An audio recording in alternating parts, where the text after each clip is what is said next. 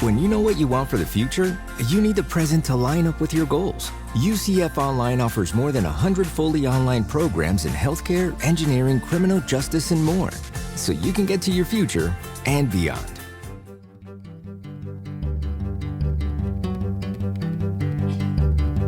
From the University of Central Florida's Center for Distributed Learning and the University of Louisville's Delphi Center for Teaching and Learning. I am Tom Cavanaugh. And I am Kelvin Thompson. And you are listening to Topcast, the Teaching Online podcast. Hi, Kelvin. Hey there, Tom. How's life? Sunny. For those of you watching, you can see that Kelvin doesn't have any blinds in his office. That's right. Although I may like be getting blind. Yeah, perhaps. But yeah, as George, our producer, commented, you appear to be in some religiously themed Renaissance painting at the moment. Yeah. Well, I'm sure there's an AI prompt for that. Probably, yes. I'm going to go do it next. Depict Kelvin Thompson in, yes. Yeah, right. Yeah. Well, you know, what you going to do? It's not so bad. I mean, you know, I mostly look this way, and just that one eye, that's my bad eye anyway. It'll be okay. So is there a patron saint of coffee, I wonder? And if so, you know, this would be the icon for that saint. Saint Kelvin of coffee. Yeah. Saint Kelvin of Arabica. Dear listener, if you're so inclined, I would pay money to see what you come up with. Yeah. Or at least buy you a cup of coffee. I will bless your efforts in the coffee arena. That would be something. Saint Kelvin of Arabica. That would be something. Well, speaking of coffee, you got some there, Tom? Not really. I do have some deconstructed coffee, as we've called it in the past. Yes, but yes. It is. I've taken all the brown out of it. Well, I mean, yeah. I mean, fresh water is a privilege worldwide. We try to have that for sure. I should say that you know, for those just newly listening, we do say, look, this is a collegial conversation over a shared cup of coffee or something. We're having a beverage together right here, even virtually. So that's why we talk about coffee and stuff. I did it today, Tom. I broke down for the very first time and went to ye old coffee dispenser out in the front of the office, and you know, it's a teaching learning center. They have this stuff, and I got to say, I expected worse. So, I mean, there's you, that. Kelvin. You're a real man of the people. You're drinking the people's coffee. I mean, that's kind of where I was going with this. That you know this. I think maybe you even hold to this viewpoint that some people would say, "Well, look, man. Coffee's coffee, and you know whatever you pull out of the tap is, you know, I mean it's all the same." I wouldn't say that. I think there's qualitative differences, and I'm in favor of maximizing the qualitative differences to positive end for my taste buds. But it could be worse. Yeah, well, that's cool. So, what did you pour from the pot? Oh, I don't know. It's like generic. They call it like brown office water. So I'm telling you, this is the coffee. This is like the attempt at the connection right there. Gotcha. That's all right. it. So it's like Folgers or something, right? Yeah. Gotcha. I mean, would that it was that highbrow. Recognizable. I don't know what it is. I don't know. The connection. I know what we're talking about today, but I'm not. You're gonna have to help me out. I was kind of thinking coffee is coffee, you know? Okay. Teaching is teaching? Okay. So coffee is coffee, teaching is teaching, and good coffee is good coffee, and good teaching is good teaching. And this is coffee. It's adequate, satisfactory in the end of coffee evaluation. Yeah. All right. Well, that's cool. Maybe I should share why you're saying that coffee is coffee and teaching is teaching. That's right. Kelvin. Yes. Recently, you interviewed our colleague and Topcast friend, Dr. Tom Tobin. Dr. Tobin is Senior Teaching and Learning Developer and a founding member of the Center for Teaching, Learning, and Mentoring, CTLM, at the University of Wisconsin-Madison, as well as being a popular speaker and book author, where many of you may have heard of him. Notably, Dr. Tobin co-authored the 2015 book, Evaluating Online Teaching, with Dr. Ann Taylor and former Topcast guest, Dr. Gene Mandernack. Tom Tobin has had a cameo appearance in our Topcast episodes before. I'm thinking it was our most recent live episode, right, that he showed up in. And one other year-end at some point. Yep. But this is his first formal appearance as an official episode guest. Long time coming. Yeah, first time, long time. Is there anything you want to say about the conversation with Tom before we get to it? I don't think so. I think it'll speak for itself, and we'll hit it on the back end. Sounds good. All right. So thanks to the magic of podcast time travel, here is your interview with Dr. Tom Tobin. Hi, Tom. So good having you on Topcast today. Thank you very much, Kelvin, for inviting me. I'm glad to be here with you and the listeners.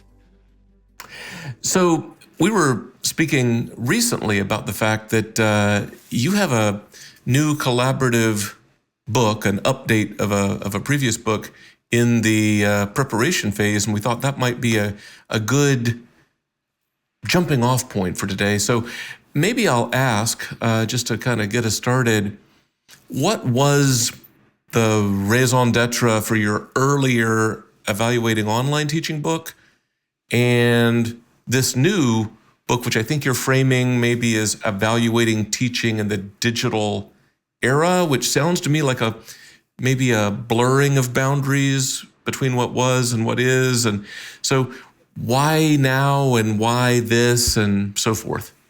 A good question, and it's a good way to frame it as well. Annie Taylor, Gene Mandernack, and we wrote Evaluating Online Teaching in 2015. At the time, there was no book-length guidance about how to observe, assess, and evaluate online teaching practices. So we wrote it, right? There were tons of books on how to design online learning environments. Our major point was that quality in our online designs doesn't automatically equate to quality in the teaching that happens in those online spaces. In fact, the people who make the content are not necessarily the people who are teaching. So we should assess both separately from each other. In our 2015 book, we also used a convenient fiction that in-person teaching and online asynchronous teaching were somehow separate ways of teaching with distinct markers of quality for each. Back in the early 2010s, that was largely true, but only because technology tools were mostly place-based at the time. With the rapid spread of mobile devices and then our emergency shift to live remote learning during the COVID-19 pandemic, even our nominally face-to-face learning engagements, well, they're supported by technology affordances now. Hence, the new book that the three of us are writing. It's called Evaluating Teaching in the Digital Era. So we're all finally at the stage of good teaching is good teaching, regardless of the mix of technology affordances that are employed by instructors. And we have to look for evidence of good teaching in lots of places and lots of formats. Now, this shift is important because looking at a single live class meeting or a single online LMS unit, that can no longer provide us with a representative sample of the teaching behaviors that are happening in any course, regardless of how it's listed in the catalog. Thanks for that. So I'm inclined to pull a thread a little bit, and forgive me in advance if this gets spicy and pushes against some of your thinking a little bit, but just to play devil's advocate somewhat. I wonder to what extent teaching within modality affordances is important in your view. For instance, if good teaching is good teaching, but I'm teaching an online class and I require a student to come to a physical campus as part of my teaching decisions and behavior, is it really good online teaching? And look, I acknowledge that a lot of that has to do with clarity of communications to everybody involved and institutional protocols. But in my experience, a lot of that's won or lost within the purview of the instructor of record. I just wonder how you make sense of all that. Kelvin, I have to confess, from the point of view of the new book, I have no idea how to answer that question. And I can explain why. You seem to be asking a marketing and scheduling question rather than a teaching one. Let's unpack that a little bit. Our registrars haven't really caught up, and maybe they cannot ever catch up to the ways in which technology affordances have expanded and fragmented the act of teaching itself. In our course catalogs, we still use the largely arbitrary notations that some courses are in person, some are hybrid, some are live or asynchronously online. Those distinctions have more to do with room scheduling than they do with how teaching actually happens. Now, instructors have remarkable flexibility to engage with learners in direct instruction, sharing assessment and feedback, providing course information, facilitating group discussion, and other ways that they guide learners. All of those are part of the definition of regular and substantive interaction that our listeners are familiar with that were recently released by the U.S. Department of Education. So now I can address your question more directly. Yes, requiring learners to come to campus for a course that's advertised as 100% online is bad marketing and poor scheduling.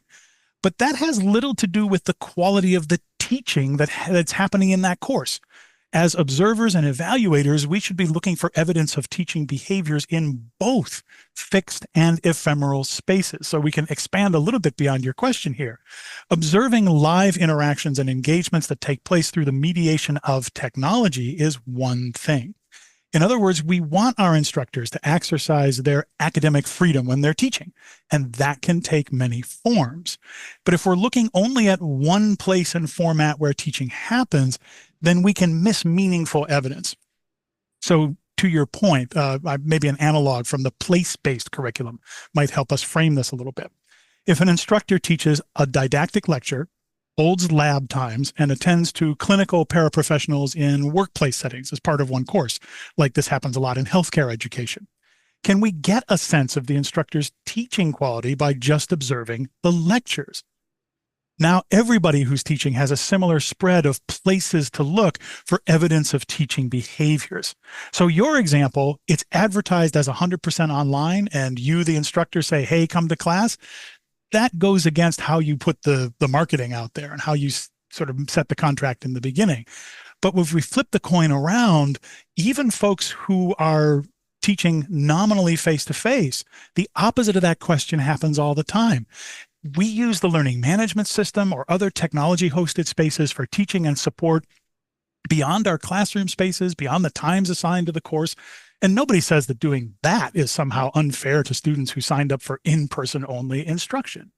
Modality becomes problematic only when we've promised learners they won't have to engage in one or more different ways, like live sessions in an advertised asynchronous course, or in your question, in-person sessions in a fully online offering.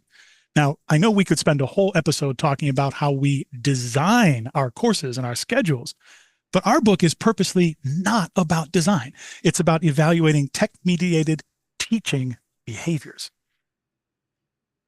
Fair enough. I don't know that we're seeing that squarely exactly the same, and that's okay, because I think diversity of perspective is a wonderfully enriching thing, and I'm tempted to dig into that one more, but maybe I'll leave that aside for a moment, and our listeners can wrestle through it themselves. Well, but maybe I was going to say, listeners, I am what the parliamentarians would call the loyal opposition on this one. So. Yeah, right. Yeah, and we need more of that in our increasingly polarized, let's not talk to each other kind of a space. Touche. Kind of taking a slightly different tack. I remember a recorded plenary session conversation in a professional association conference just a couple of years ago that has stuck with me, and I went and looked it up again recently. The recording was still available if you knew where to look. I think it was in OLC Innovate 2022, maybe. Yep, Phil I was Hill, there for that one too, yeah. There you go. Phil Hill and Joseph Moreau back then quoting a shared colleague, said something to the effect of, fully resourced instruction is the best instruction. And then they sort of kind of added to that, regardless of modality. Fully resourced instruction is the best instruction, whether you're talking about in-person, online, whatever. How do effective practices and or naive assumptions help or hinder fully resourced instruction, regardless of modalities, do you think? Ooh, good question. That's is a splendid quotation, and Phil and Joe are correct. Their call for support and resources is a key one, especially in these times of tight budgets. We've talked already about organizational changes, and there's scarcity of meaningful rewards for increasing the quality of teaching at many institutions. What gets rewarded? Service, grants brought in, all that kind of stuff. Teaching sometimes isn't even part of that conversation. I'd also argue that as observers of tech-mediated teaching, we aren't looking for the best teaching, like Phil and Joe are talking about, at least not all the time. There are a number of factors that influence student learning outcomes that aren't teaching itself. So think of the institutional resources. Are we well-resourced or scrounging for money all the time and our budget is always in danger?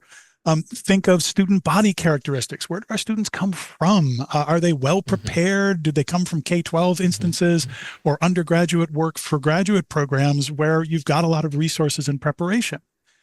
Also, which programs and curricula are offered? I'm going to go talk with some colleagues at a health sciences university that focuses only on those things. Or are we thinking about something where we've got a comprehensive curriculum and we're admitting a lot of different kinds of students?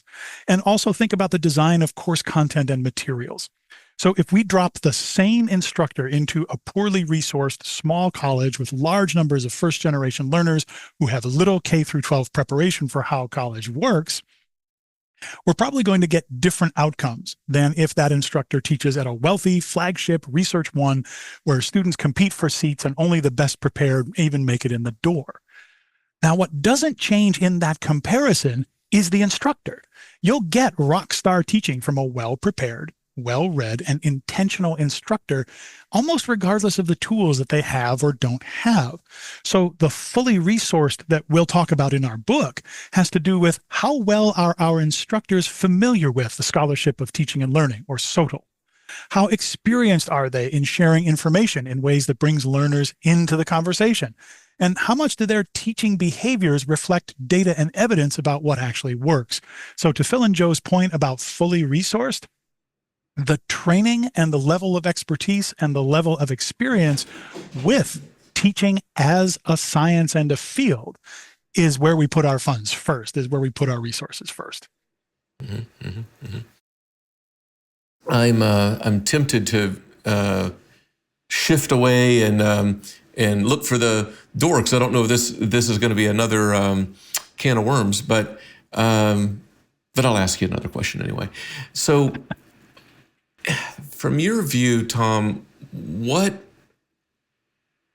might the best relationship be between instructor preferences and practices, the stuff that instructors do vis-a-vis digital teaching broadly, and what students want and what students need and what students do? And, I'll throw out things like schedule flexibility, access, removing obstacles, engagement even, just broadly students, and institutional strategy, what hopefully isn't, base pursuits, but, are more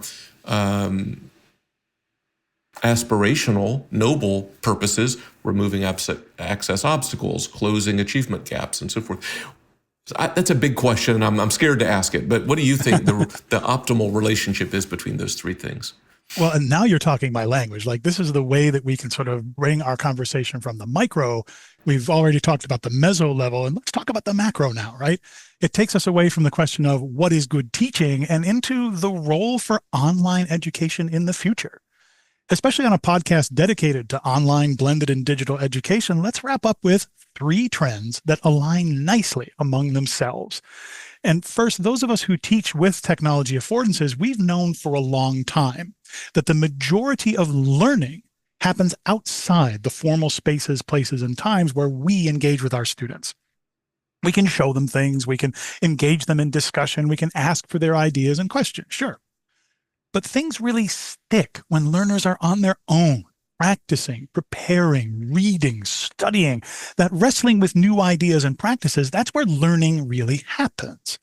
Instructors are collectively starting to tune into the idea that a course is, and always has been, much more than a few dozen people sitting down in room 403 every Tuesday and Thursday for 90 minutes. Mm-hmm. Access to the instructor and to support units beyond formal spaces and times, that's a trend we'll see expand a lot in the coming years, and technology affordance makes this possible in ways that it wasn't even 10, 15 years ago. Another trend, students saw what massive flexibility looked like during the COVID-19 pandemic, and they're largely eager to keep those gains. It's up to us as designers, instructors, and administrators to help our learners understand that flexibility is a balance.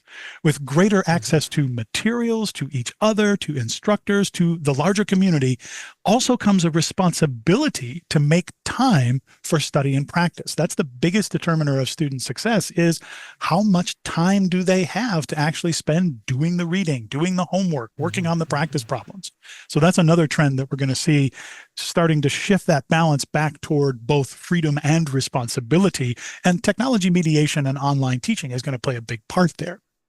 And third, administrators are just now collectively starting to recognize that modality-based definitions are a scheduling concept rather than a hard set of rules for how teaching must happen. The idea of flexible right up to the boundaries design and instruction, that offer us all a pathway to help bring in and hang on to learners whom we've served poorly in the past, or perhaps not at all. So 3 trends for you, listeners. Mm-hmm, mm-hmm. And that would be a great place to leave it, but I can't leave well enough alone. When I can, I kind of like to, have our guests leave our listeners with a bit of a parting gift. So maybe I'll ask you, Tom, what's one takeaway, one thing for our 3-strand audience of online blended digital faculty, instructional designers, and administrative leaders? What would you leave people with? I'd say that our institutional success depends on quality.